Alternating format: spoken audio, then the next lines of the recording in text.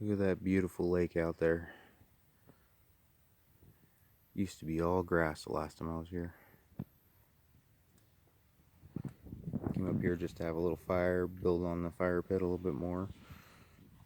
Just need to build it up a little bit more, another couple more runs. Should be good.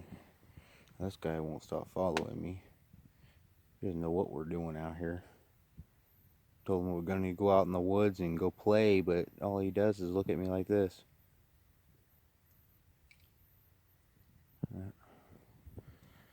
He's enjoying himself, I think. It's not bothering me too much when I'm working. Everything's all nice and dry under there. Had a big storm. A lot of rain come down.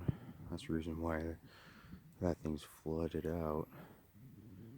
Have to walk around over there, all the way around it now. Straight through. It's about a foot deep. But yeah, just came up here for the day and enjoy myself. Play around a little bit.